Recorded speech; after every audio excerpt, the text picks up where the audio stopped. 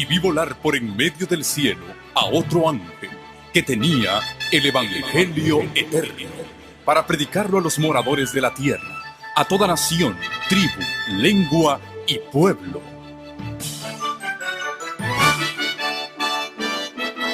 Con ustedes su programa cristiano con temas bíblicos de actualidad. Un programa que trae al mundo la verdad presente. Este es el Evangelio eterno.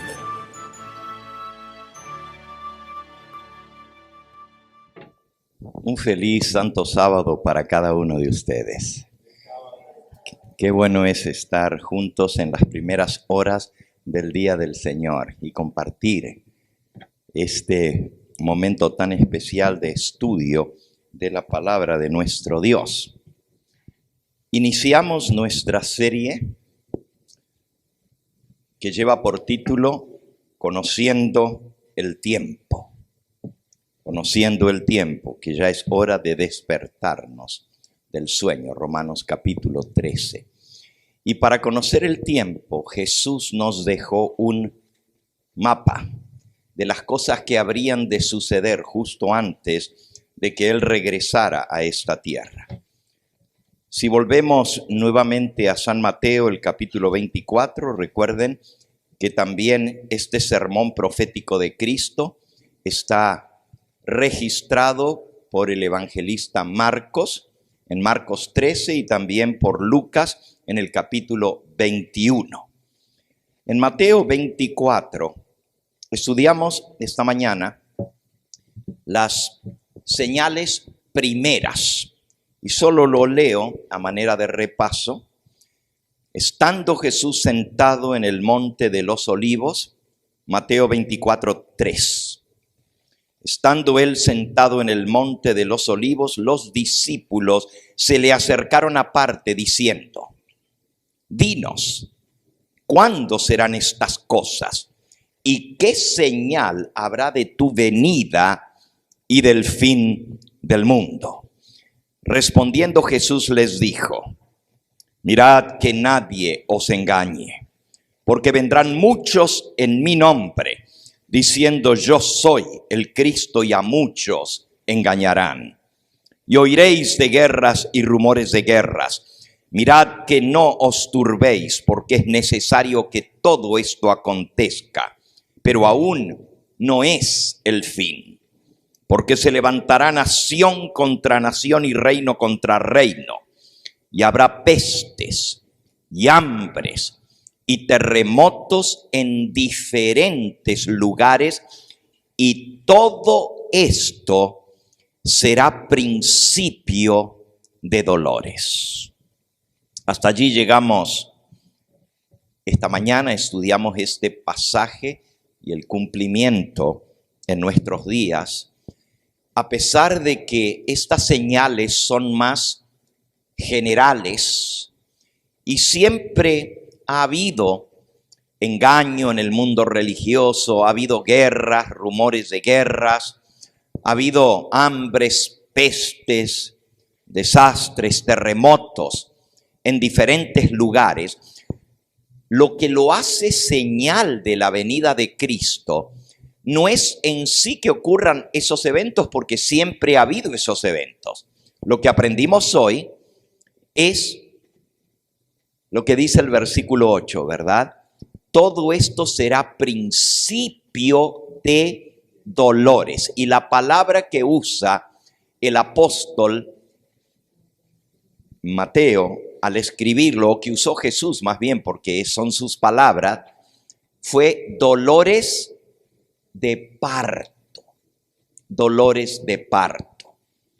Regresamos en un momentito a Mateo 24, pero esta misma expresión la retoma el apóstol Pablo en su carta a los tesalonicenses. Primera de Tesalonicenses, capítulo 5, versículos 1 y 2, pero acerca de los tiempos y de las ocasiones. No tenéis necesidad, hermanos, de que yo os escriba, porque vosotros sabéis perfectamente que el día del Señor vendrá así como ladrón en la noche. Y que cuando digan paz y seguridad, entonces vendrá sobre ellos destrucción repentina, como los dolores a la mujer encinta, y no escaparán. La misma palabra dolores allí, solo que aquí el apóstol Pablo le agregó dolores a la mujer embarazada. Pero es la misma palabra. Y hay varias palabras en griego para dolor, pero la que Jesús escogió fue dolores de alumbramiento. Dolores de alumbramiento. El apóstol Pablo también menciona esto en el libro de Romanos, en el capítulo 8. Dice, porque sabemos que toda la creación, versículo 22, sabemos que toda la creación gime a una y a una está con dolores de parto hasta ahora. Noten otra vez la expresión dolores de parto, el mismo vocablo en el idioma griego. Y no solo ella, sino también nosotros mismos, que tenemos las primicias del Espíritu, nosotros también gemimos dentro de nosotros mismos, esperando la adopción, la redención de nuestro cuerpo. Todo eso en relación con la venida de nuestro Señor Jesucristo. Volviendo ahora a Mateo 24, ya vimos la expresión dolores de parto y Jesús dice, todo esto será principio de dolores. ¿Por qué es importante esa expresión? Porque si bien los eventos que Jesús menciona como señales se han dado a lo largo de la historia, guerras, terremotos, hambres, pestilencias, desastres, y la gente incrédula dice, pero ¿cómo son señales de que Cristo está cerca? ¿Qué señales habrá de tu venida y del fin del mundo? Y Jesús menciona cosas que siempre han sucedido. Por eso es tan importante el versículo 8, porque dice, todo esto será principio de dolores de parto. Lo que nos indica la cercanía del momento del alumbramiento es la frecuencia de esos dolores de parto y la intensidad de los dolores. Cuando los dolores de parto, las contracciones, vienen cada vez más seguidas y son cada vez más intensas, sabemos que se está acercando más y a lo último ya son seguiditas y los dolores son terribles. Y ahí se sabe que ya el bebé está a punto de nacer. Y así ha sucedido con las cosas que el Señor nos mencionó. Todo esto que es principio de dolores se han ido multiplicando de una manera impresionante. La secuencia de estos eventos ha sido uno tras otro, tras otro, tras otro. Si nosotros sacamos o sumamos los terremotos que se dieron desde la época de Cristo hasta el año 2000, al comenzar este nuevo siglo, la suma de los terremotos en 2000 años es mucho menor que los terremotos que se han dado desde el 2000 al 2022 o 21, que es la cifra que yo chequeé. Imagínense, en 21 años, la frecuencia de los terremotos es increíble. No hay un día en el planeta Tierra que no esté temblando en alguna parte. Continuamente, continuamente. Y también la intensidad de esos eventos han sido catastróficos, pero también globales, ya no son terremotos locales, sino que han sacudido el mundo entero. Y así cada una de las otras cosas que Jesús mencionó. Lo mismo pasa con las guerras. Oh, pero siempre ha habido guerras en el pasado. Los babilonios y los persas y los griegos. Siempre ha habido guerras. Otra vez, si usted suma el total de las guerras y la cantidad de pérdidas humanas aproximadas en 1900 años, no tiene comparación con el siglo XX y el siglo XXI. La suma total es tan estrafalaria, tan grande. Claro, el siglo XX nos trajo 2 guerras mundiales, pero a eso siguieron un montón de otras guerras que no se acaban. Ahora mismo el mundo tiene focos de guerra en varios lugares y en casi todos los continentes. No solo en Asia, en Europa, en África y en América.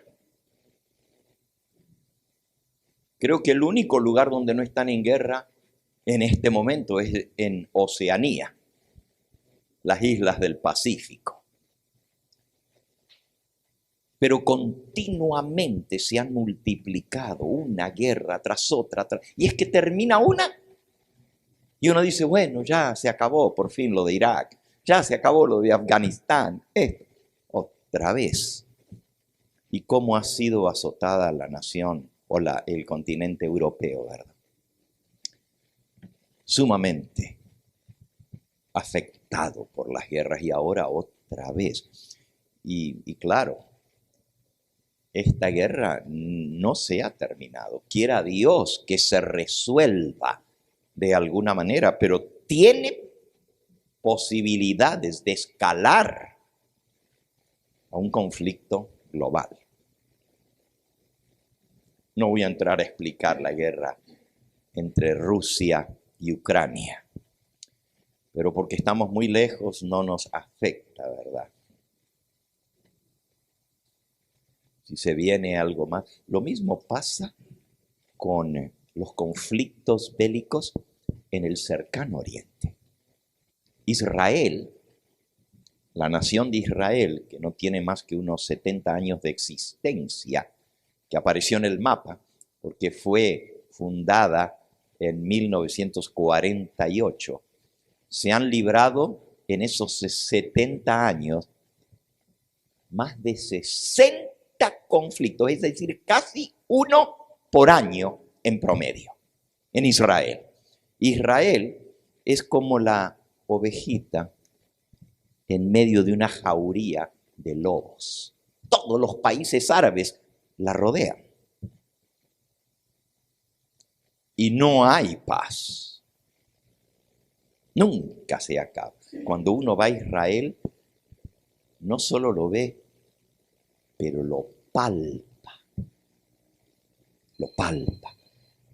Una nación tan pequeñita y tan dividida, porque están los palestinos, bueno, cada uno de los grupos, y uno está pasando fronteras a cada rato, porque hay territorios ocupados y hay que pasar fronteras y hacer papeles otra vez, en el mismo territorio que no tiene ni 130 kilómetros de largo por 50 kilómetros de ancho, tiene toda la nación, y no se acaban los conflictos. Y otra vez es un foco que puede terminar en una guerra global, porque los aliados de Israel son fuertes y los aliados de los árabes son fuertes también.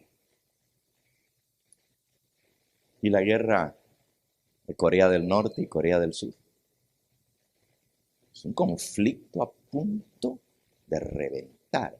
Y ahí sí estamos hablando de comunismo versus capitalismo. El mundo entero puede estar envuelto. Jesús dijo, oiréis de guerras y rumores de guerras. Vamos a seguir un poquito más adelante.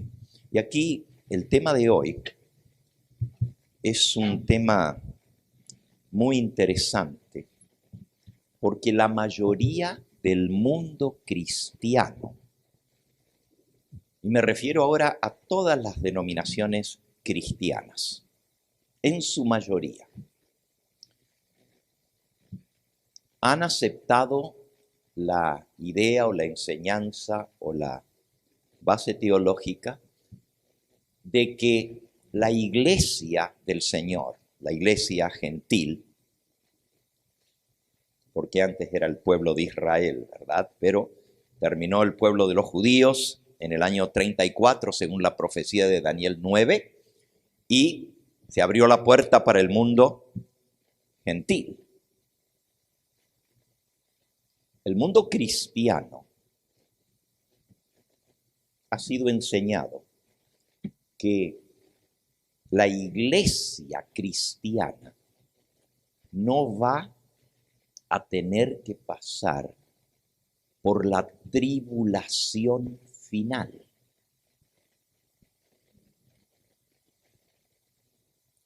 La Biblia habla de un periodo de terrible tribulación y está aquí en este capítulo. Lo vamos a leer hoy. Pero el mundo cristiano en general ha sido enseñado que el Señor se va a llevar a su iglesia misericordiosamente antes que venga el reinado del anticristo, antes que venga el reinado de la bestia.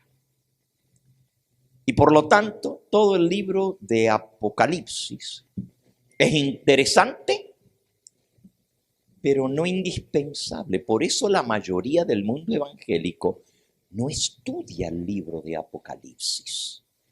Y no estoy tratando de hablar mal de nuestros hermanos cristianos de otras denominaciones, no. Simplemente es una realidad que hay que reconocer. En muchas iglesias el libro de Apocalipsis sí se menciona de vez en cuando, pero no se estudia a fondo porque dicen, todo eso que va a venir de la bestia y la otra bestia de 2 cuernos y la ramera y todo lo demás, eso va a ser después que la iglesia sea. ¿Y saben cómo se le llama a esa doctrina? La doctrina del rapto secreto. El rapto de la iglesia. También conocida con el nombre de el arrebatamiento de la iglesia. Es decir, que el Señor va a venir primero por sus santos y se los va a sacar de este mundo. Y luego, algunos dicen después de 3 años y medio, otros dicen después de 7 años, Jesús va a regresar con sus santos a matar a la bestia y a establecer su reino aquí en esta tierra. Pero, ¿para qué preocuparnos de lo que viene en el futuro si de todos modos no nos va a tocar pasar por esa gran tribulación? Bueno, lo que vamos a ver hoy es bastante distinto. Y son palabras del Señor Jesús. ¿Va a venir Cristo antes de la tribulación a buscar a sus escogidos? ¿O sus escogidos van a pasar por la tribulación? Comienzan con un versículo de Mateo 24 y luego lo vamos a estudiar. Mateo 24, 29 dice, lo leímos, fue nuestro último versículo esta mañana, que hablaba de la conmoción de las potestades del cielo. ¿Se acuerdan? Ok. Mateo 24, 29. E inmediatamente después de la tribulación de aquellos días, el sol se oscurecerá, la luna no dará su resplandor, las estrellas caerán del cielo y las potencias de los cielos serán conmovidas. Entonces aparecerá la señal del Hijo del Hombre en el cielo y entonces lamentarán todas las tribus de la tierra y verán al Hijo del Hombre viniendo sobre las nubes del cielo con poder y gran gloria. y enviará sus ángeles con gran voz de trompeta, y juntarán a sus escogidos de los cuatro vientos, desde un extremo del cielo hasta el otro. ¿Cuándo es el recogimiento de la iglesia? ¿Cuándo el Señor va a juntar a sus escogidos? Después de la tribulación es que Cristo aparecerá en las nubes del cielo. Y aquí no habla nada de una venida secreta, invisible. Aquí habla de que Él va a aparecer con poder y gran gloria viniendo sobre las nubes del cielo, y que va a ser visto por todas las naciones. Todos los pueblos de la tierra verán al Hijo del Hombre viniendo sobre las nubes del cielo con poder y gran gloria. Y entonces enviará a sus ángeles con gran voz de trompeta y juntarán a sus escogidos. El recogimiento de la iglesia de este mundo va a ser después de la tribulación y no antes. No hay un solo versículo en las palabras del Señor Jesucristo o de los apóstoles que enseñe que Cristo va a venir en forma secreta, que nadie lo va a ver, invisible, y que va a arrebatar a su pueblo y que se los va a llevar para que no pasen por la gran tribulación. Pero lo que más sorprende es que esta enseñanza está generalizada en el mundo cristiano. Es impresionante. La mayoría de las iglesias que predican a Cristo creen en la doctrina del rapto de la iglesia. Por cierto, la palabra rapto no está en la Biblia. La pueden buscar de tapa a tapa en la Biblia y nunca van a encontrar la palabra rapto.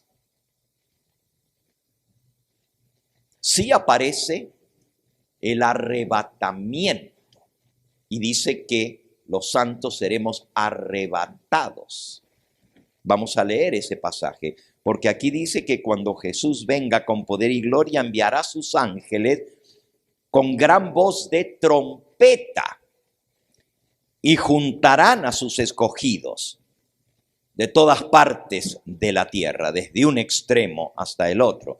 El apóstol Pablo hace referencia a la venida del Señor Jesús con estas palabras. Primera de Tesalonicenses capítulo 4 y versículos 15 y 16 hasta el 17.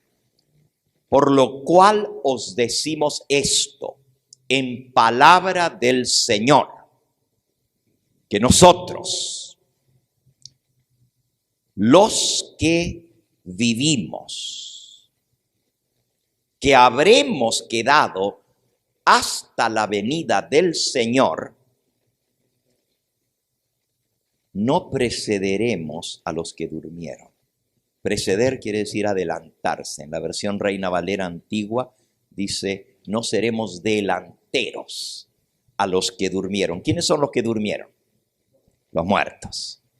Pero dice que los que estemos vivos en esta tierra,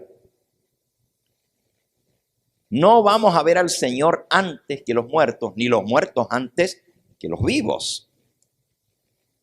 Eso lo dice el versículo 16, porque el Señor mismo, con voz de mando, con voz de arcángel y con trompeta de Dios, ahí está la trompeta otra vez, descenderá del cielo. Y los muertos en Cristo resucitarán primero.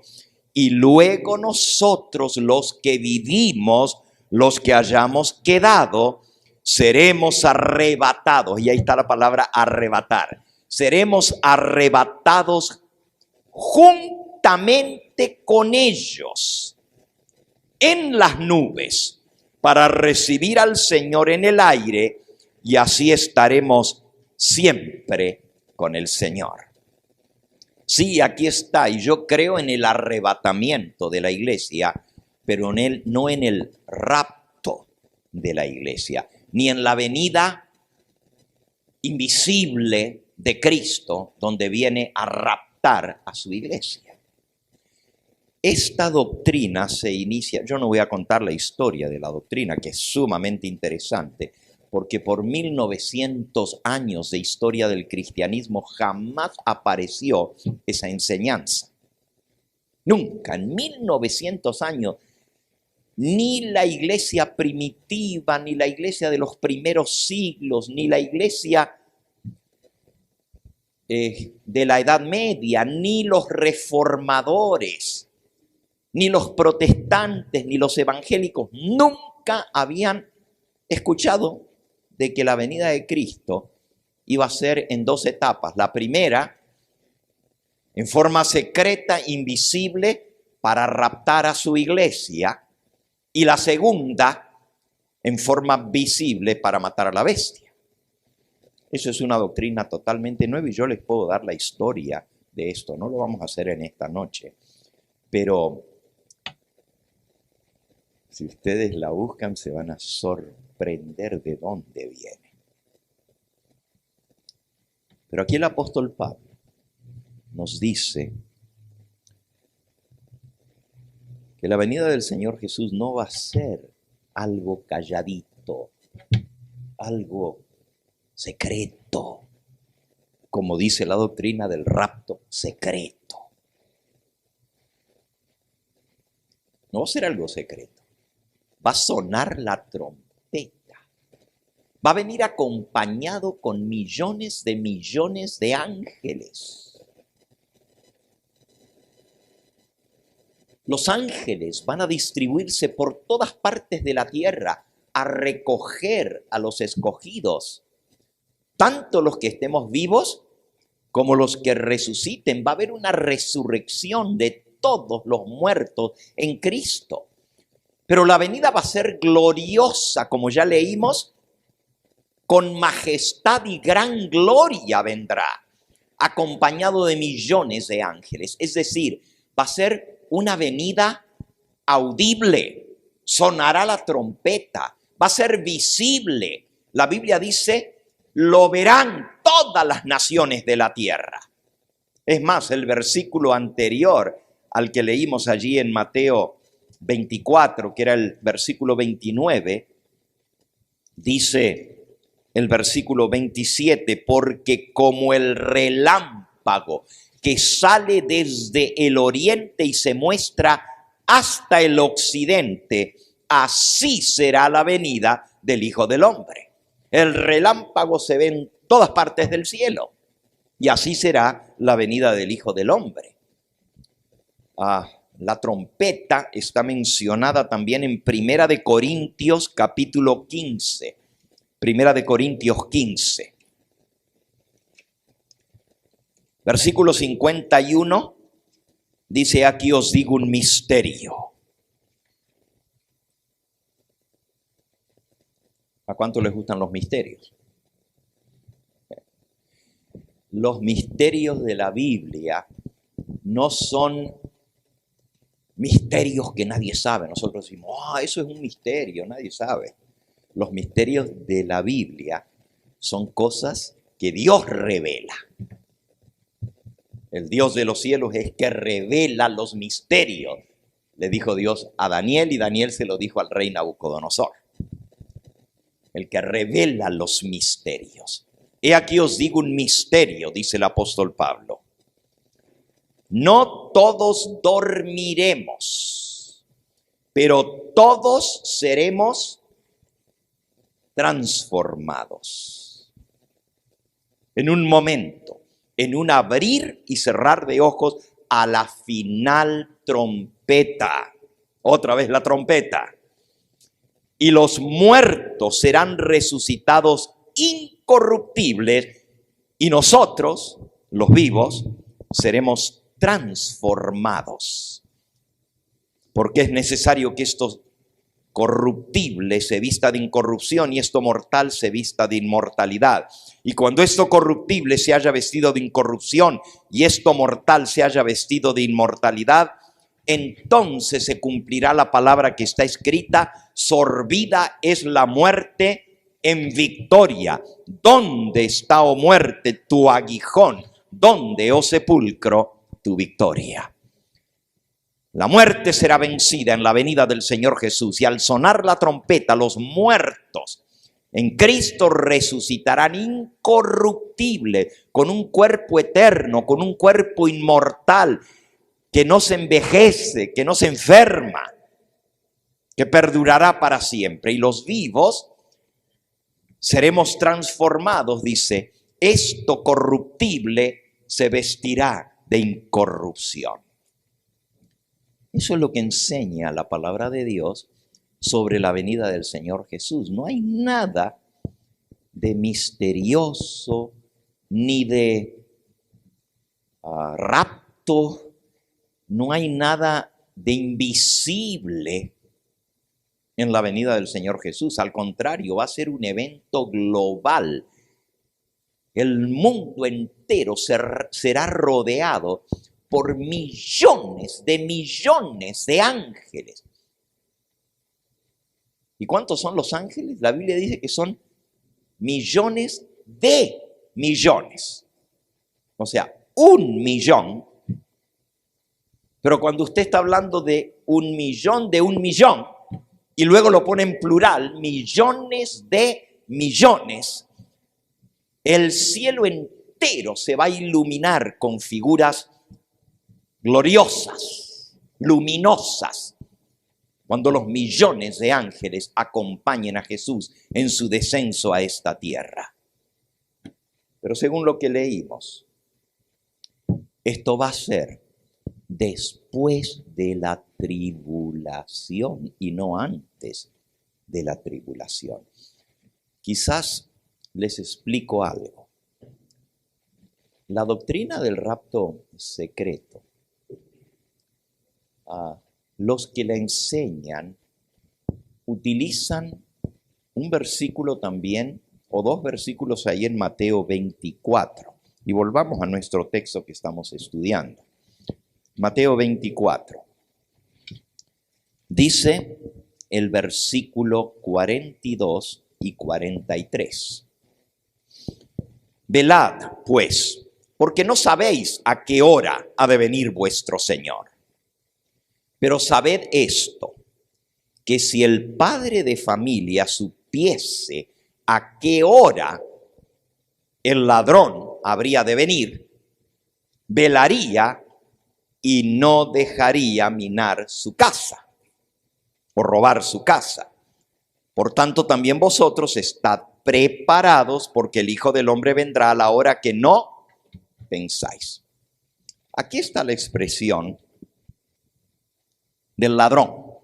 Y de ahí sacan que él viene a robarse su iglesia, porque Cristo es el que viene. Pero realmente el pasaje está hablando de la manera súbdita, inesperada, repentina, cuando no se lo está esperando. No está diciendo que Jesús viene como ladrón, sino que el evento va a suceder como ladrón que no se sabe. Nadie lo está esperando y de pronto llega y no están preparados. Fíjense, la hora que ha de venir nuestro Señor va a ser como el ladrón, sin aviso.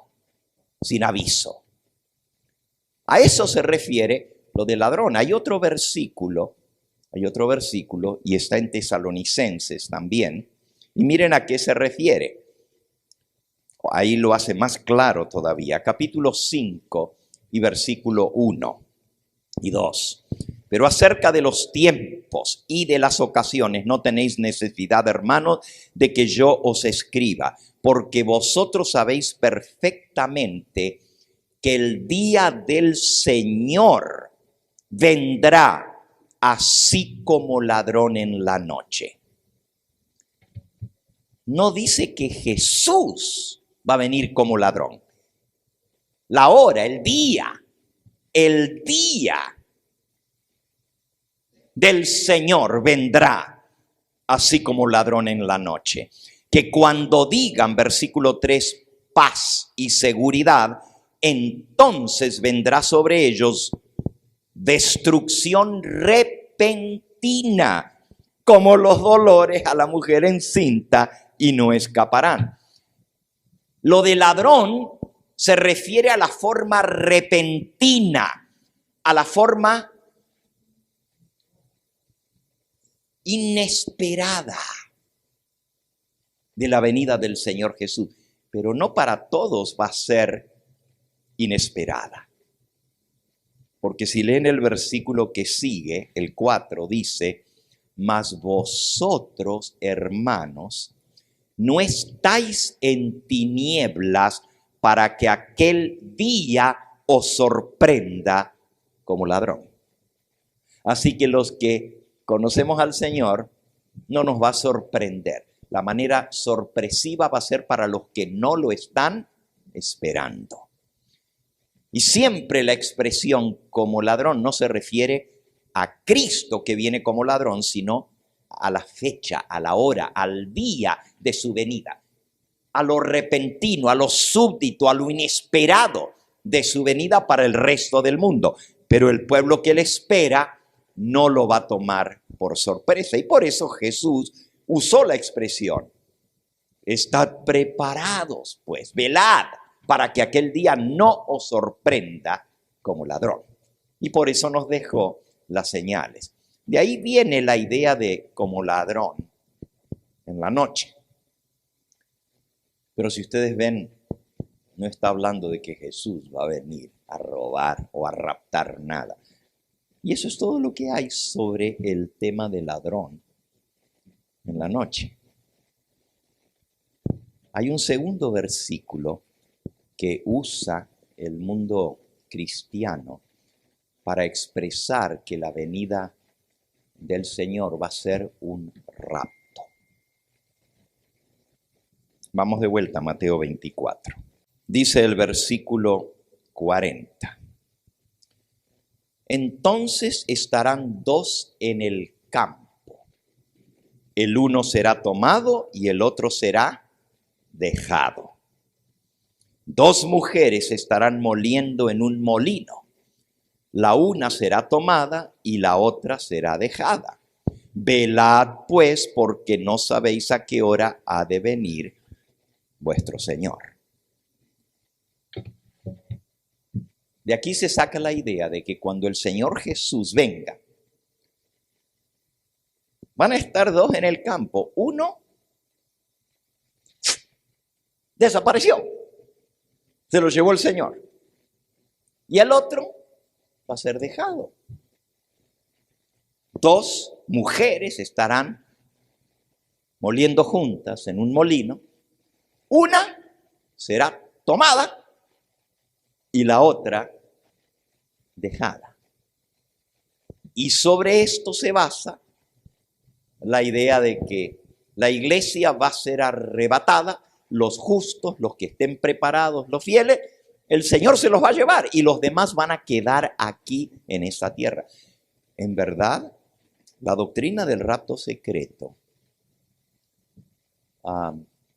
es bastante peligrosa. Y les voy a decir por qué. Porque dice que si tú no estás listo cuando viene el Señor, y el Señor se lleva a los suyos con él, y tú te quedas, tienes una segunda oportunidad. Si no alcanzaste el ómnibus de las 11, te puedes ir en el de las 12. Es decir, los que queden aquí después de la venida del Señor Jesús tendrán otra oportunidad de salvarse. Eso sí, van a tener que pasar por la gran tribulación. Y no va a ser fácil. Como no aceptaron cuando tuvieron, ahora el Señor se las pone más difícil. Y si se quieren salvar, pues van a tener que enfrentarse con esa gran tribulación. La verdad es que no hay una segunda oportunidad de salvación.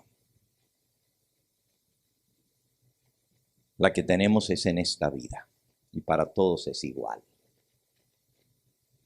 Cuando te mueres, no tienes una segunda oportunidad después de la muerte. Si no aprovechaste las oportunidades que Dios te da mientras estás vivo y te llega la muerte sorpresivamente y no estás listo, no hay una segunda oportunidad para salvarse. Oh, yo sé que la doctrina popular enseña que si te mueres y no te confesaste, pero no tienes pecado mortal, sino venial, vas a un lugar llamado el purgatorio. Y de allá, pues después de purgar o pagar por todo lo que hiciste, puedes salir y entonces salvarte. Pero que los que están preparados y están confesados el día de su muerte se van derechito en órbita al cielo. Y los otros, más tarde, quién sabe cuándo. Porque la doctrina del purgatorio también enseña que los seres humanos aquí pueden hacer misas y oraciones para sacar a las almas del purgatorio. Y que el que tiene las llaves del purgatorio es el Papa. Y él puede sacar las almas del purgatorio. La verdad es que la Biblia enseña que esta vida es nuestra oportunidad. Y lo mismo para los que estén vivos cuando el Señor Jesús viene. Tú me dices, bueno, pastor, pero ahí está el pasaje. 2 estarán en el campo, uno será tomado y el otro será dejado. 2 mujeres estarán juntas moliendo, una será tomada y la otra será dejada. Ahí clarito lo dice, que uno va a ser llevado y el otro se va a quedar. ¿Están seguros que eso es lo que dice? ¿Realmente eso es lo que dice el pasaje? A ver, vuélvanlo a leer. ¿Tienen su Biblia? Ábranlo. ¿Eso es lo que dice? ¿Eso dice? ¿Seguro? Miren, para saber lo que está diciendo, hay que leer lo que está hablando antes. Porque texto sin contexto es un pretexto. Yo puedo agarrar cualquier versículo de la Biblia y leer nomás ese pedacito y hacer toda una doctrina en torno a eso que contradiga lo que viene diciendo anteriormente. Les voy a dar un ejemplo. No me pierdan ahí Mateo 24, pero les voy a demostrar en esta noche que la Biblia enseña que no hay Dios. La Biblia enseña que no hay Dios. Y lo pueden leer en Salmo 14, versículo 1. No hay Dios. Ahí está escrito. Pero si yo leo nomás ese pedacito, digo, la Biblia dice que no hay Dios. Pero si leo lo que viene antes de eso dice el necio en su corazón, no hay Dios. ¿Entienden? Si uno agarra un pasaje por sí solo, le puedo dar vuelta y puedo hacerle decir a la Biblia lo que realmente no está diciendo. Tengo que leer el contexto. Entonces, en Mateo 24 tenemos que leer el contexto para entender lo que Jesús está diciendo. Dice Mateo 24, comenzando con el versículo 36. Porque ya leímos los anteriores. Dice, pero del día y la hora nadie sabe, ni aun los ángeles de los cielos, sino solo mi Padre. Mas como en los días de Noé, así será la venida del Hijo del Hombre. Porque como en los días antes del diluvio, estaban comiendo y bebiendo, casándose y dándose en casamiento, hasta el día en que Noé entró en el arca, no entendieron, hasta que vino el diluvio y se los llevó a todos. Así será también la venida del Hijo del Hombre. Dos estarán en un campo, uno será tomado y el otro será dejado. La pregunta es, cuando vino el diluvio, ¿a dónde se los llevó? ¿A dónde se los llevó? Noten. Vino el diluvio y se los llevó a todos. ¿A dónde se los llevó el diluvio? A la destrucción, a la muerte.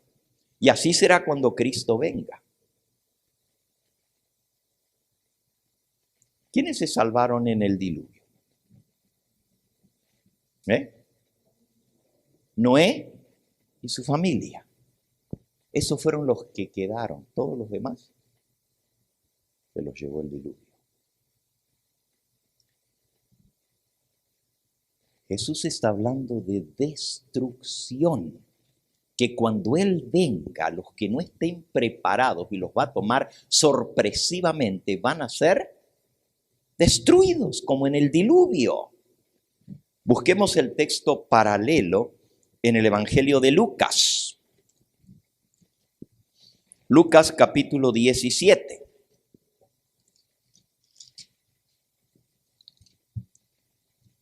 Y dice, comenzando allí en el versículo 28. Lo mismo que está ya en Mateo 24, dice, como fue en los días de Noé, así será también en los días del Hijo del Hombre. Comían, bebían, se casaban, se daban en casamiento, hasta el día en que entró Noé en el arca y vino el diluvio y los destruyó a todos, se los llevó a todos. Asimismo, como sucedió en los días de Lot, el sobrino de Abraham. Comían, bebían, compraban, vendían, plantaban, edificaban, mas el día en que Lot salió de Sodoma, llovió del cielo fuego y azufre y los destruyó a todos. Así será el día en que el Hijo del Hombre se manifieste. Está hablando de que cuando Él venga, todos van a ser destruidos. ¿Dónde dice que va a quedar gente con vida aquí en la tierra? Los destruyó a todos. El contexto de uno será tomado y el otro será dejado es la destrucción que pasó en el diluvio, la destrucción que pasó con Sodoma y Gomorra. Y los que quedaron fueron los que quedaron con vida.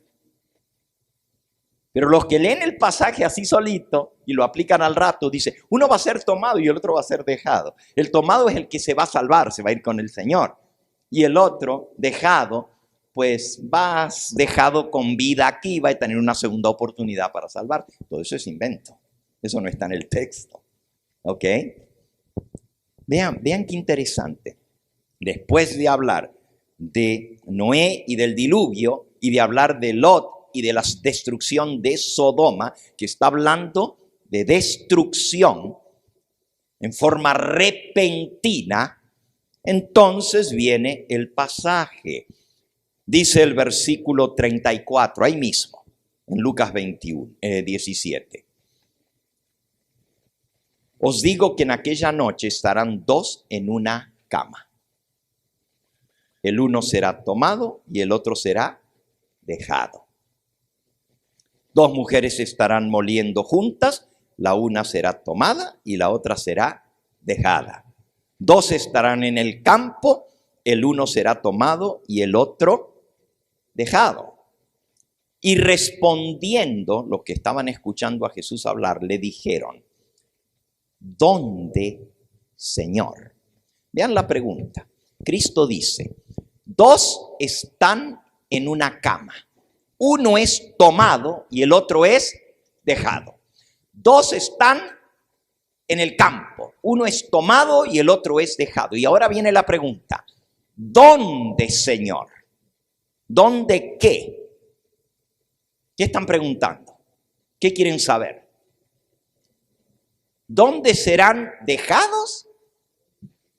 Si ya Jesús dijo que si están dos en la cama y uno, según la interpretación regular, uno es tomado, ¿dónde va a ser dejado? Pues donde estaba, en la cama.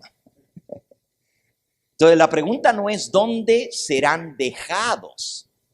La pregunta es ¿dónde serán tomados? ¿Dónde van a ser llevados? Si dos van a estar en el campo y uno va a ser tomado, ¿dónde, Señor? Porque el que va a ser dejado va a quedar en el campo donde estaba. No tiene chiste preguntar dónde va a quedar, si ya Jesús dijo dónde estaban. Entonces, miren la respuesta de Jesús. ¿Dónde, Señor?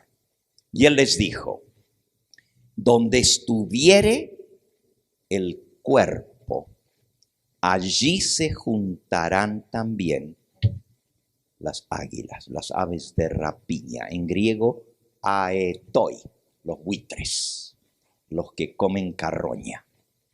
Donde estuviera el cuerpo, y aquí el cuerpo se refiere al cadáver, donde cayera el cuerpo, allí se juntarán las aves de rapiña, las águilas. Destrucción, de eso está hablando, destrucción. Y es muy interesante ver cómo va a ser la venida del Señor Jesús para los que no están preparados. En el libro de Apocalipsis, en el capítulo 6, describe la reacción de la gente desesperada cuando vean en forma sorpresiva al Hijo del Hombre viniendo. Dice el versículo 14 en adelante. Apocalipsis 6:14, el cielo se desvaneció como un pergamino que se enrolla, y todo monte y toda isla se removió de su lugar, y los reyes de la tierra, los grandes, los ricos, los capitanes, los poderosos y todo siervo y todo libre, se escondieron en las cuevas y entre las peñas de los montes, y decían a los montes y a las peñas, caed sobre nosotros y escondednos del rostro de aquel que está sentado sobre el trono y de la ira del Cordero, porque el gran día de su ira ha llegado, y ¿quién podrá sostenerse en pie? Desesperados, huyendo despavoridos, se van a meter en las cavernas de la tierra, en las cuevas, y les van a pedir a las montañas que los aplasten, porque no pueden soportar ver al que viene en las nubes del cielo. Y esos no van a soportar su venida, porque la Biblia dice, no me verá hombre y vivirá. El hombre pecador, el hombre carnal no puede soportar la presencia del Dios infinito, porque Él es fuego consumidor. Miren lo que va a pasar. Segunda de Tesalonicenses capítulo 2. Segunda de Tesalonicenses 2. Por cierto, antes de leer el versículo que va a explicar lo que va a pasar en la venida del Señor Jesús, les voy a leer al principio del capítulo, porque aquí hay otra prueba más que el pueblo de Dios va a pasar por la tribulación y por el reinado de la bestia, del anticristo, del hombre de pecado, el hijo de perdición. A eso se le llama la gran apostasía que vendrá, porque todos van a adorar a la bestia y a su imagen. Miren lo que dice el apóstol, versículo 1. Con respecto a la venida de nuestro Señor Jesucristo y nuestra reunión con Él. En la Reina Valera antigua dice nuestro recogimiento a Él. O nuestra reunión, cuando nos unamos con Él, cuando nos reunamos con Él. Esto es cuando Jesús viene a buscar a su pueblo. Os rogamos, hermanos, que no os dejéis mover fácilmente de vuestro modo de pensar, ni os conturbéis, ni por espíritu, ni por palabra, ni por carta como si fuera nuestra, en el sentido de que el día del Señor está cerca. Nadie os engañe en ninguna manera, porque no vendrá el día del Señor sin que antes venga la apostasía y se manifieste el hombre de pecado, el hijo de perdición, el cual se opone y se levanta contra todo lo que se llama Dios o es objeto de culto, tanto que se sienta en el templo de Dios como Dios, haciéndose pasar por Dios. Ese periodo terrible del dominio del anticristo tiene muchos nombres. Este gobernante que va a venir justo antes de la venida del Señor. El apóstol Juan le llama el anticristo. Y en el Apocalipsis se le llama la bestia. Y en el libro de Daniel se le llama el poder perseguidor, el cuerno pequeño, que va a perseguir a los santos del Altísimo. Y aquí se le llama el hombre de pecado, el hijo de perdición, que se va a sentar en el trono como si fuera Dios y se va a hacer adorar por Dios. Y el libro de Apocalipsis habla de cómo este poder, llamado la bestia, va a hacer que todos la adoren so pena de muerte y no van a poder ni comprar ni vender. Si no adoran a la bestia o no reciben la marca de la bestia, marca de su autoridad en su frente o en su mano. Eso todo está en Apocalipsis capítulo 13. Pero resulta que muchos no se preocupan por eso, porque dicen, eso va a venir después que el Señor ya nos lleve al cielo. Va a venir el reinado de la bestia. Va a venir el hombre de pecado, el hijo de perdición. Pero no nos concierne a nosotros, porque ya nosotros vamos a salir de este mundo y no nos va a poder afectar. Y por eso desconocen totalmente el libro de Apocalipsis en su parte profética. Ahora sí, volvamos al pasaje. ¿Cómo va a ser la venida del Señor Jesús? Hablando de su venida y nuestro recogimiento con Él.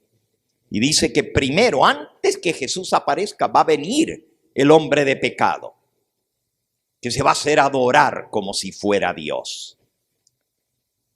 Dice el versículo 7, porque ya está en acción el misterio de la iniquidad, solo que hay quien al presente lo detiene hasta que Él a su vez se ha quitado de en medio. Y entonces se manifestará aquel inicuo, a quien el Señor matará con el espíritu de su boca y destruirá con el resplandor de su venida.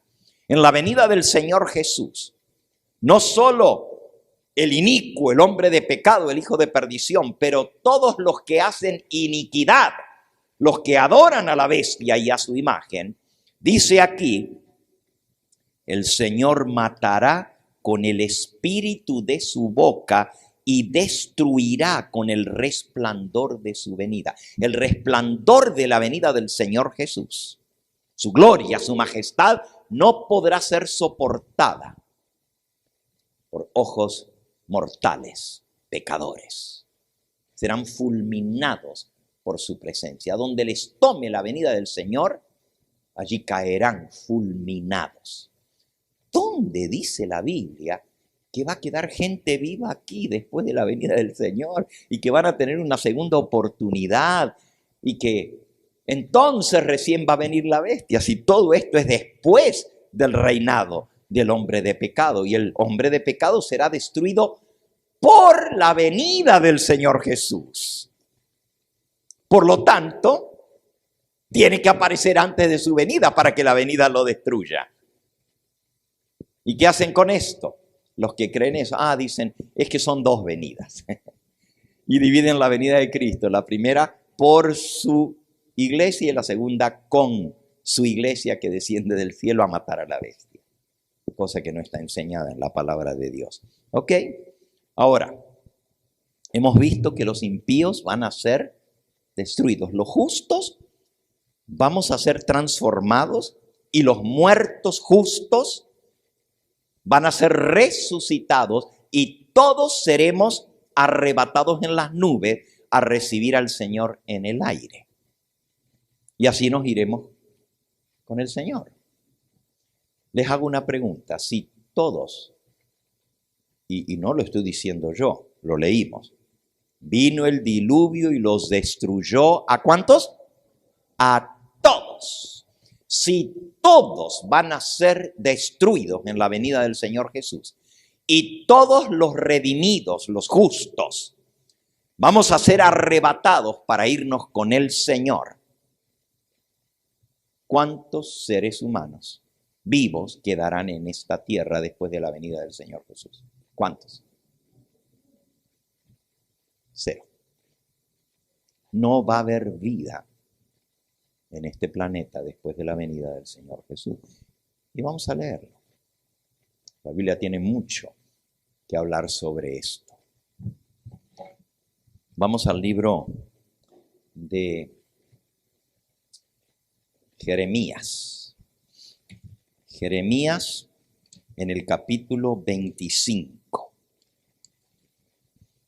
Dice el versículo 31 en adelante. Llegará el estruendo hasta el fin de la tierra, porque Jehová tiene juicio contra las naciones. Él es el juez de toda carne, entregará a los impíos a espada, dice Jehová. La espada que sale de su boca, como leímos, destruirá al impío con la espada, con el espíritu de su boca y con el resplandor de su venida. Así ha dicho Jehová de los ejércitos, 32. He aquí el mal irá de nación en nación, grande tempestad se levantará de los fines de la tierra y yacerán los muertos de Jehová en aquel día, desde un extremo de la tierra hasta el otro. No se endecharán, ni se recogerán, ni serán enterrados, quedarán como bosta sobre la faz de la tierra, como estiércol, donde les tome el día del juicio, la venida del Señor. Allí van a quedar tirados. No va a haber quien los endeche. Endechar quiere decir llorar. No va a haber quien los recoja, ni quien los entierre. Van a quedar tirados por todas partes de la tierra. Ya que estamos en Jeremías, vayan al capítulo 9, versículo 22. Habla, así ha dicho Jehová. Los cuerpos de los hombres muertos, los cadáveres, caerán como estiércol sobre la faz del campo y como manojo tras el segador, que no hay quien lo recoja. Exactamente lo mismo. Capítulo 7 y versículo 33 de Jeremías. Serán los cadáveres, los cuerpos muertos de este pueblo para comida de las aves del cielo y de las bestias de la tierra, y no habrá quien las espante. No hay hombre para espantarlas. Dice, versículo 2, los esparcirán al sol y a la luna y a todo el ejército del cielo, a quienes amaron y a quienes sirvieron y en pos de quienes anduvieron y a quienes preguntaron y ante quienes se postraron. No serán recogidos ni enterrados, serán como estiércol sobre la faz de la tierra. Hay un versículo más, Jeremías capítulo 4, versículo 23. Miré a la tierra, y aquí que estaba asolada y vacía, y a los cielos, y no había en ellos luz. Miré a los montes, y aquí que temblaban, y todos los collados fueron destruidos. Miré, y no había hombre. Y todas las aves del cielo se habían ido. Miré, y aquí el campo fértil era un desierto. Todas sus ciudades eran asoladas delante de Jehová, delante del ardor de su ira, porque así dijo Jehová: toda la tierra será asolada, pero no la destruiré del todo. Es decir, el planeta no va a ser destruido, pero va a ser asolado y no va a haber vida en la tierra. Hemos visto el destino de los justos, los que escogen, los que aceptan la salvación que Jesús ofrece. Y esa oportunidad la tenemos en esta vida. De tal manera amó Dios al mundo, que dio a su Hijo unigénito, para que todo aquel que crea en Él no se pierda, mas tenga vida eterna. Y si nosotros creemos en Él, le aceptamos como Señor y Salvador, y seguimos sus palabras, obedecemos sus mandamientos, estaremos preparados para el día de la venida del Señor. Pero los demás les va a tomar sorpresivamente, como ladrón en la noche, y quedarán fulminados por la venida del Señor. ¿Saben ustedes que el libro de Apocalipsis habla de dos cenas? Dos cenas. Vamos a buscarlo. Apocalipsis 19.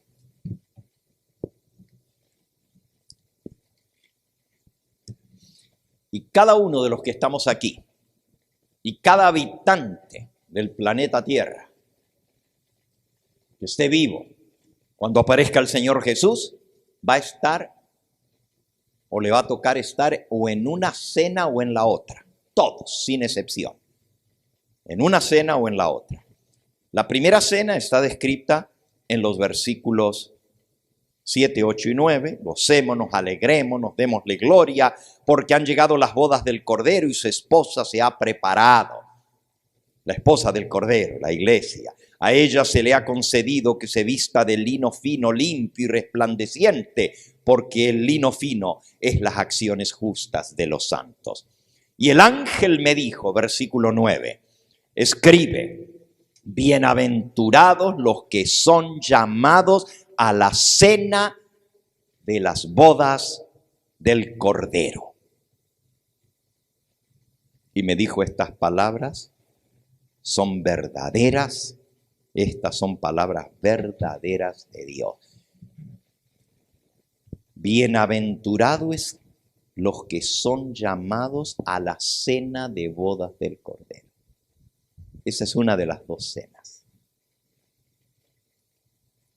Cuando el Señor Jesús recoja a todos sus hijos y nos lleve a celebrar la fiesta de bodas en la casa de su Padre. Él dijo, en la casa de mi Padre muchas moradas hay. Voy a preparar lugar para vosotros, y cuando me fuere y os haya preparado lugar, vendré otra vez y os tomaré conmigo, para que donde yo estoy, vosotros también estéis. Y tienes la oportunidad, el privilegio de participar de la cena de bodas. Mi pregunta para ti en esta hora es, ¿ya recibiste la invitación para la fiesta? ¿Ya la recibiste? Cuando viene una invitación para las bodas, yo cuando regreso de aquí tengo una boda ya en Estados Unidos, la hija del tesorero de nuestro ministerio, de Andrés, de casa. Y ya recibimos la invitación de bodas. Pero junto con la invitación de bodas, no sé cómo es, me imagino que aquí debe ser igual, viene adentro una tarjetita que dice, por favor responda si va a asistir a la fiesta, cuántos van a asistir para hacer la provisión para la fiesta o pagar el plato, ¿no es cierto? Mi pregunta es, ¿recibiste la invitación para la cena de bodas del Cordero? Y la pregunta es, ¿ya respondiste? ¿Ya mandaste la tarjetita confirmando?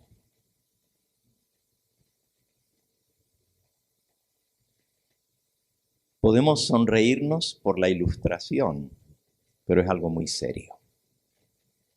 Ya dijimos, la oportunidad de salvación es en esta vida. Mientras hay vida, hay oportunidad de aceptar la invitación de Jesús. Venid a mí. Él dice, el que a mí viene, yo no lo echo fuera. Pero también él dijo, nadie puede venir a mí si el Padre que me envió no lo llamare. Y a todos los que él llamare, yo los recibiré. ¿Te ha llamado Dios? ¿Te ha hecho la invitación? ¿La has aceptado?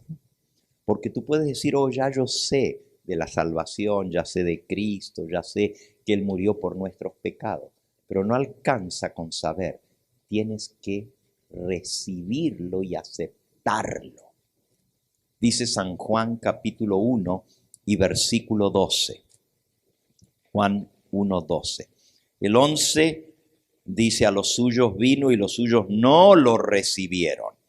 Mas a todos, versículo 12, los que le recibieron, a los que creen en su nombre, les dio potestad de ser hechos hijos de Dios. Tienes que creer, pero tienes que recibirlo, recibir al Señor. La salvación no es una doctrina, la salvación es una persona. Y para ser salvo tienes que aceptar a esa persona. Primera de Juan, capítulo 5 y versículo 10. El que cree en el Hijo de Dios tiene el testimonio en sí mismo. El que no le cree a Dios le hace a él un mentiroso porque no ha creído en el testimonio que Dios ha dado acerca de su Hijo. Y este es el testimonio, que Dios nos ha dado vida eterna. Y esta vida está en su Hijo. El que tiene al Hijo tiene la vida, pero el que no tiene al Hijo de Dios no tiene la vida. ¿Tienes tú al Hijo? ¿Le has recibido? ¿Le has aceptado? ¿Y cómo se acepta al Señor Jesús? Primero tienes que creer en Él. Porque aquí dice, a todos los que creen en su nombre. Y en segundo lugar, tienes que invitarle a tomar control de su vida. De tu vida. Tienes que aceptarle como tu Salvador. Tienes que aceptarle como tu sustituto, el que pagó la deuda de tu pecado, porque todos nosotros somos pecadores. Y por eso merecemos la condenación, porque la paga del pecado es la condenación, la muerte. Y si no queremos morir eternamente, tenemos que aceptar que Jesús tomó el lugar que nosotros nos tocaba y pagó la deuda que a nosotros nos tocaba pagar, la deuda de nuestro pecado. Y esto es algo individual. Si bien Cristo murió por todo el mundo, porque Él es Dios y su vida vale por todo el mundo, para que una persona sea salva, tiene que aceptar individualmente a Jesús como su Salvador, como su sustituto, como su intercesor ante el Padre. Pero también aceptarlo como Dios, como el Dios eterno, como el que vino a este mundo, enviado por el Padre, como el Hijo de Dios. Y dice la Escritura, si crees en tu corazón y confiesas con tu boca que Jesús es el Señor, serás salvo. Serás salvo. Y el Señor Jesús dice, Marcos 16, 16, el que creyere y fuere bautizado, ¿será qué? Salvo. El que creyere y fuere bautizado será salvo. Mas el que no creyere está condenado. Entonces, para aceptar y ser salvo, para aceptar al Señor Jesús, hay que creer en Él, hay que aceptarle y hay que ser bautizado. Y usted dice, pero ¿y qué tiene que ver el bautismo? El bautismo tiene un simbolismo muy especial. No solo es la entrada al cuerpo de Cristo para ser parte de su iglesia en esta tierra, pero también el simbolismo del bautismo está descrito en Romanos capítulo 6. Dice el versículo 3, ¿no sabéis que todos los que hemos sido bautizados en Cristo Jesús, hemos sido bautizados en su muerte? Porque somos sepultados juntamente con Él para muerte por el bautismo, a fin de que como Cristo resucitó de los muertos por la gloria del Padre, así también nosotros andemos en vida nueva.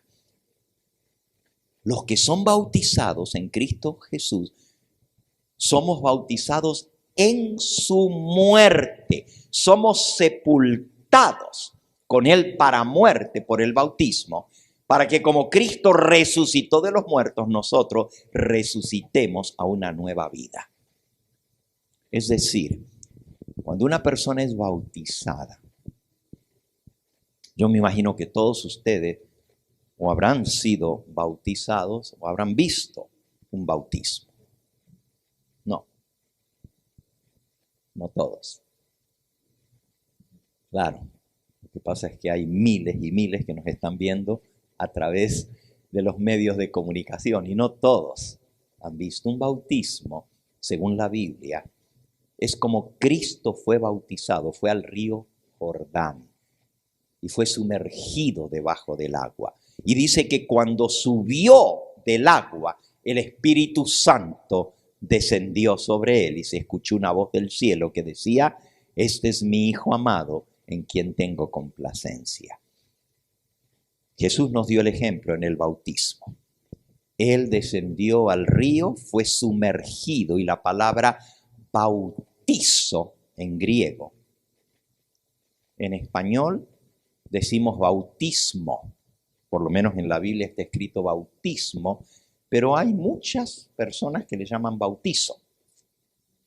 Bautizo es la palabra griega. Y la palabra bautizo en el idioma griego literalmente quiere decir sumergir completamente debajo del agua, zambullir debajo del agua. Eso es lo que significa la palabra. Entonces, cuando uno es bautizado, es sumergido completamente debajo del agua. Y eso simboliza que la persona ha muerto. Porque nadie respira debajo del agua. Entonces, cuando el ministro que te bautiza te sumerge, te acuesta totalmente para ser cubierto totalmente de agua, la persona no respira. Y es un símbolo de que murió. Y cuando sale del agua después de haber estado sumergido, ¿qué es lo primero que hace la persona cuando está debajo del agua al salir del agua? Claro, agarra la bocanada de agua, ¿no? De aire, ¿no es cierto? Agarra aire. Y el aire es un símbolo del Espíritu Santo. al salir del agua representa la resurrección a una nueva vida, el nacimiento del Espíritu, como dijo el Señor Jesús. De cierto te digo, el que no naciere del agua y del Espíritu no puede entrar en el reino de los cielos. Pero fíjense que es mucho más profundo el significado del bautismo. No solamente representa la muerte, la sepultura y la resurrección a una nueva vida, pero realmente lo que simboliza es la muerte, el entierro y la resurrección de Cristo. Somos sepultados juntamente con Jesús para muerte por el bautismo, para que como Jesús resucitó, nosotros resucitemos con Él. Es decir, el que es bautizado realmente no muere. Sí, deja de respirar por unos segundos. Pero si el pastor lo dejara un poco más debajo del agua, ya no respira más. ¿En cuánto tiempo una persona se muere sin respirar? ¿Cuánto aguanta debajo del agua? 2 minutos, 3, los que tienen una caja torácica grande y son atletas quizás demoran 3 minutos y medio. Así de frágil es nuestra vida. En minutos podemos morir, dejar de respirar completamente. Pero realmente el que es bautizado no muere, es un símbolo. El que murió fue Jesús. Jesús murió por él. Entonces, cuando una persona es bautizada porque aceptó a Cristo como su Señor, como su Salvador, como su sustituto, lo que está diciendo en el bautismo es: yo quiero ser incluido en el sacrificio de Cristo, en su muerte, en su sepultura, en su resurrección. Y el que es bautizado en ese mismo momento es incluido en la muerte de Cristo. Es decir, la muerte de Cristo se le aplica a esa persona. Eso es lo que significa recibir al Señor Jesús y ser salvo. El que creyere y fuere bautizado será salvo. Bueno, nos fuimos bastante lejos del tema que traíamos, ¿verdad? Pero ahora regresamos. Y ya con esto vamos a terminar esta noche, porque quiero que mañana vengan. Vamos de vuelta a Apocalipsis 19, porque les dije que hay 2 cenas, ¿verdad? Hay 2 cenas. Una es la cena de bodas del Cordero. Y para estar en la cena de bodas, hay que ponerse el vestido de bodas. Hay que prepararse. La justicia de Cristo. Bienaventurados son los que son llamados a la cena de bodas del Cordero. Y hoy tú has recibido la invitación. Si nunca antes la habías recibido, hoy la has recibido. Y yo te la traje de parte del Señor. Viene de tan lejos, viajando desde Estados Unidos para venir a General Roca a traerte la invitación a las bodas del Cordero de parte del Señor Jesús.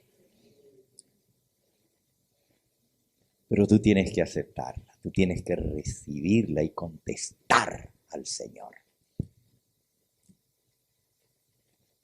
Vamos a la otra cena ahora. La otra cena no es tan buena. Ahí mismo, en el capítulo 19. Desde los versículos 11 en adelante describe en forma magistral la venida del Señor Jesús como un general victorioso montado en un corcel blanco, acompañado de todos sus ángeles también en caballos blancos. No es que Él va a venir en un caballo, pero lo describe así como de un triunfador, como si fuera el general San Martín, ¿no es cierto?, que anda victorioso sobre su caballo para libertar a su pueblo. Vi el cielo abierto, versículo 11, Y aquí un caballo blanco, y el que lo montaba se llamaba Fiel y Verdadero, y con justicia juzga y pelea. Sus ojos eran como llama de fuego, y había en su cabeza muchas diademas. Tenía un nombre escrito que ninguno conocía sino él mismo.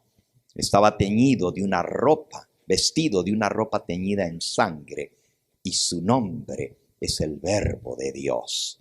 Los ejércitos celestiales, vestidos de lino finísimo, blanco y limpio, le seguían en caballos blancos. De su boca sale una espada aguda para herir con ella a las naciones. Ahí está lo que vimos antes. Van a ser muertos por la espada de su boca, por el espíritu que sale de su boca. Versículo 16. Y en su vestidura y en su muslo tiene escrito este nombre: Rey de Reyes y Señor de Señores. Es una imagen majestuosa, ¿verdad?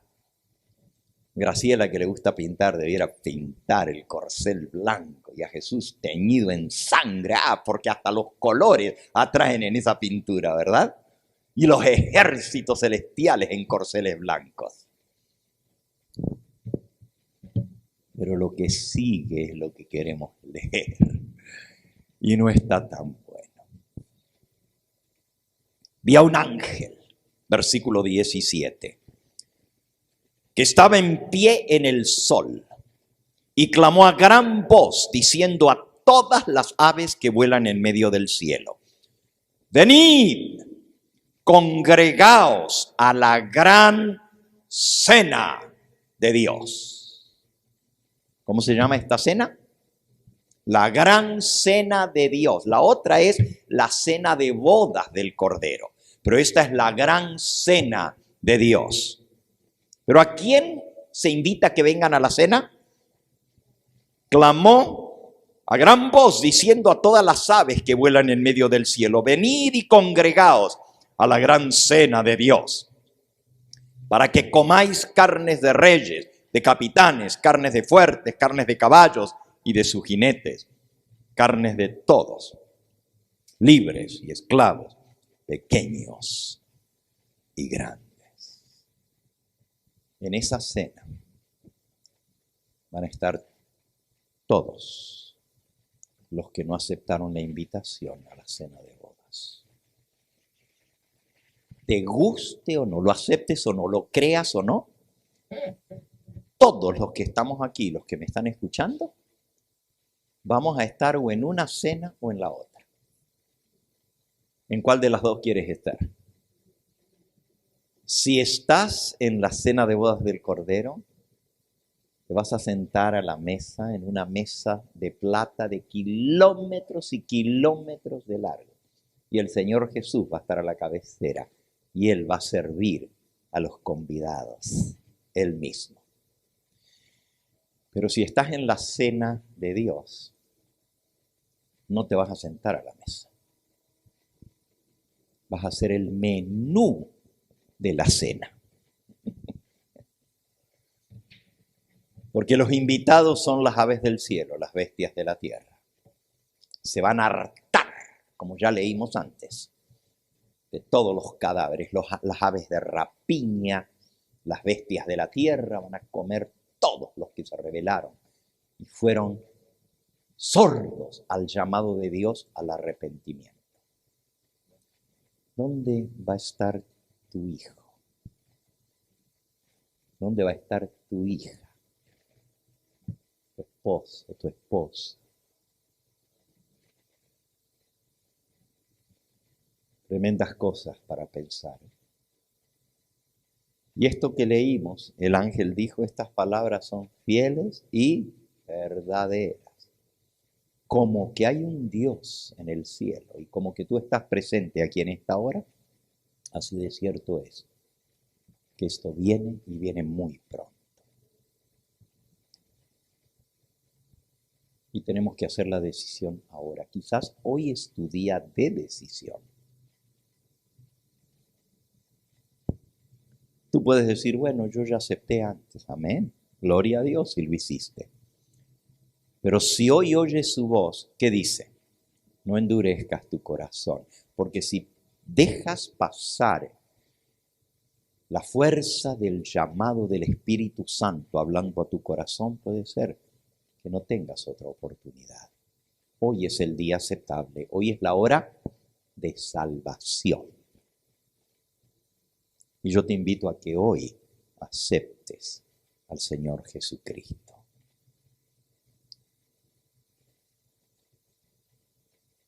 Yo sé que muchos de los que están aquí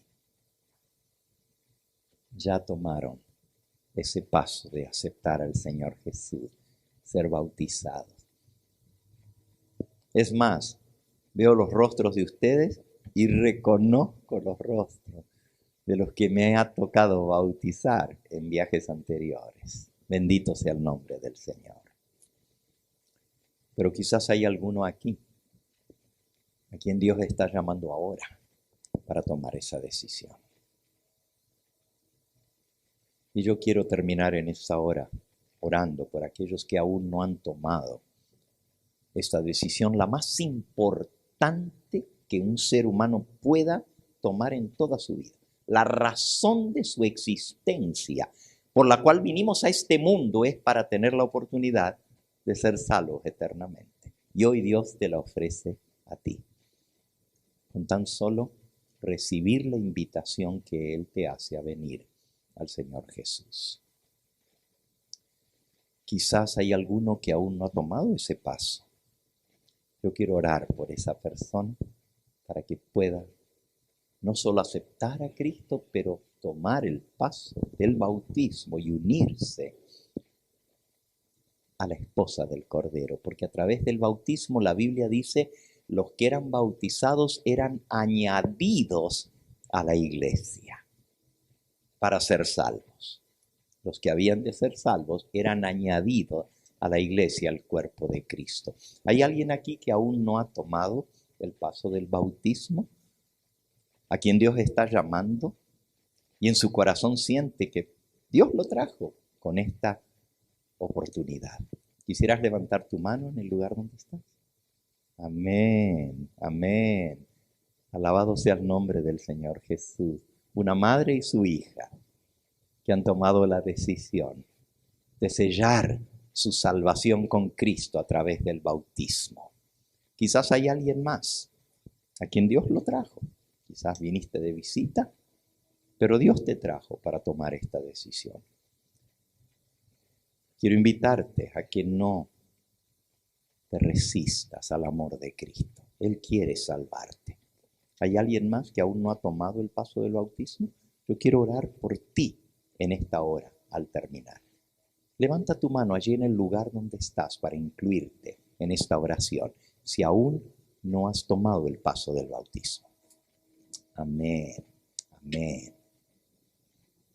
2 jóvenes más, alabado sea el nombre de Cristo. Qué bonito. No han sido rebeldes al llamado de Jesús. ¿Alguien más?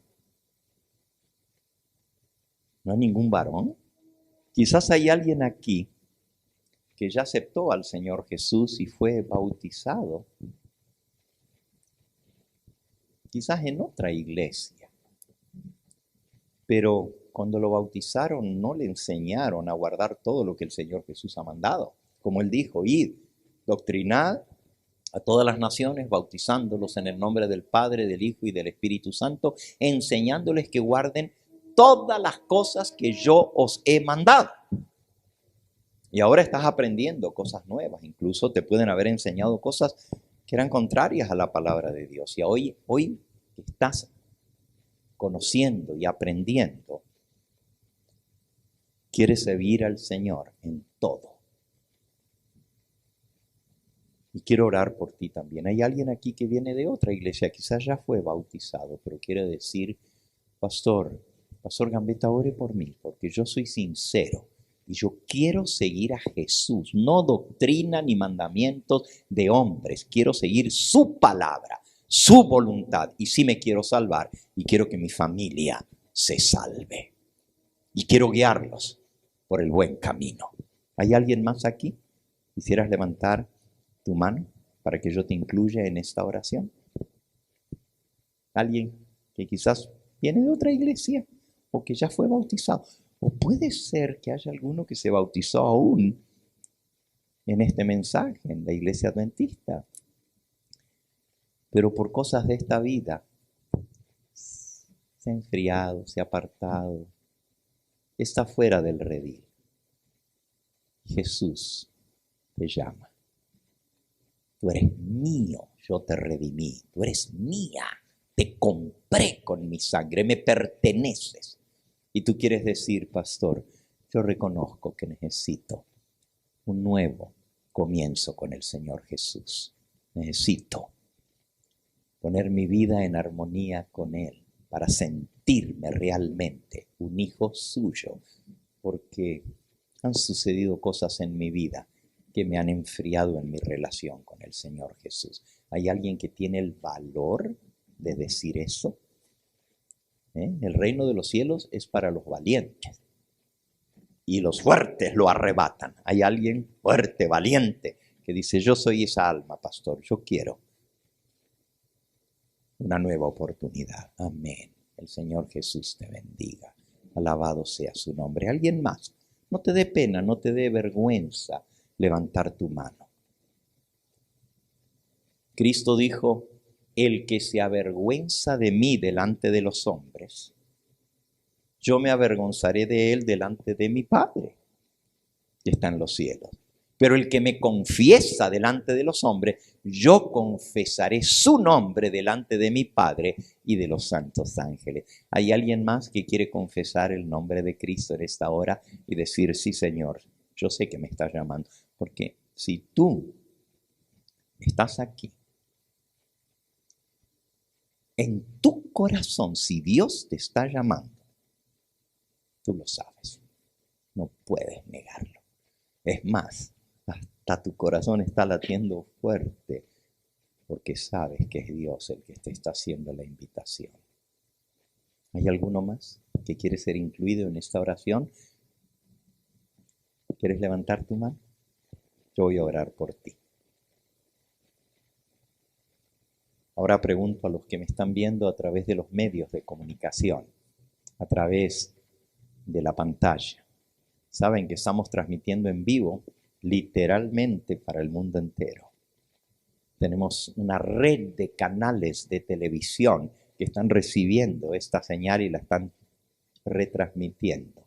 Y por supuesto, por las redes sociales, por YouTube, por Facebook, muchos nos están viendo en su celular, otros en el internet. Si hay alguno que me está viendo, que me está escuchando en esta hora, y aquí en el Espíritu Santo ha tocado su corazón, allí donde estás, tú me estás viendo mi rostro. Yo no te puedo ver a ti, pero hay un Dios que sí te ve. Él sí te está mirando. Y allí en la quietud del lugar donde tú estás escuchando este mensaje, puede ser hasta un video que estás viendo, allí, dile al Señor, Señor, acepto tu llamado. Quiero ser tu hijo, quiero ser tu hija muy amada. Quiero entregarme a ti en esta hora porque quiero salvarme. Y quién sabe si Dios no te usa a ti para ser punta de lanza para la salvación de toda tu familia. Vamos a concluir en esta hora orando por cada uno de aquellos que han tomado la decisión en esta hora. Y qué bonito es ver que tomaron esta decisión. Les invito a que nos pongamos en pie en este momento y voy a invitar, si es posible, los que levantaron su mano hoy, que se acerquen aquí adelante. Vengan, quiero tenerlos aquí cerquita para orar por ustedes. Vengan. Gloria a Dios. Esta es una decisión preciosa, preciosa. Ven, hijo, qué lindo. El reino de los cielos es para los niños también. Qué bonito. Ven, acércate, sí, claro que sí. Hay mucho gozo en el cielo. por cada una de estas decisiones. ¿Hay alguien más? Quizás hay otra persona que ahorita está escuchando y quiere acercarse aquí adelante para que oremos. Si aún no has tomado el paso del bautismo y quieres prepararte para bautizarte, esta es tu oportunidad. Ven, acércate aquí adelante. Vamos a postrarnos de rodillas para orar. Aquí viene otra niña, claro que sí. Qué bonito. Te felicito, mija. Te felicito.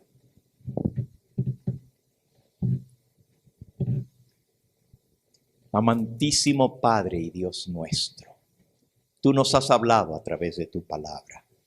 Sabemos por las señales que tu venida está muy cerca, que no pasará esta generación hasta que todo esto acontezca. Pero hemos visto, Señor, que la gran mayoría de los habitantes de este mundo no van a estar preparados para tu venida.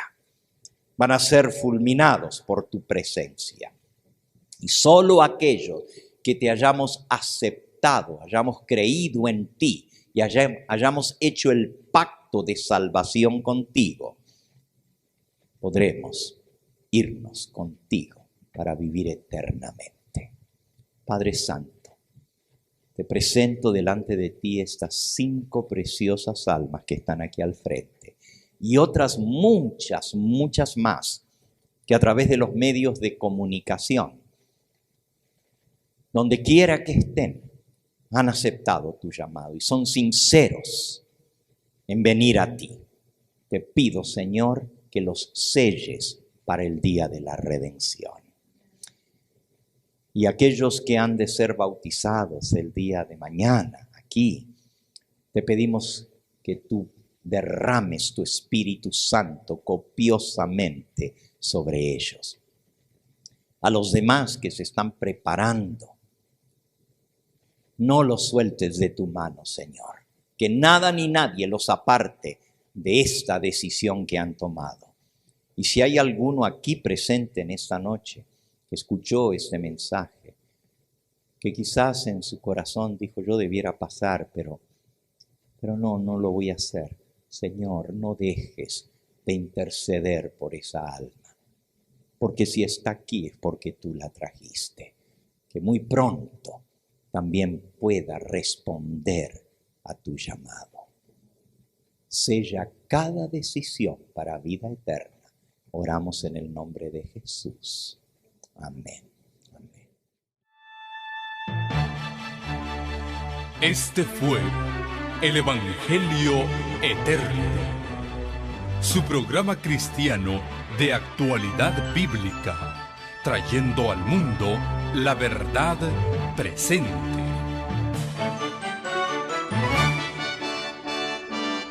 Y vi volar por en medio del cielo a otro ángel que tenía el Evangelio Eterno para predicarlo a los moradores de la tierra, a toda nación, tribu, lengua y pueblo.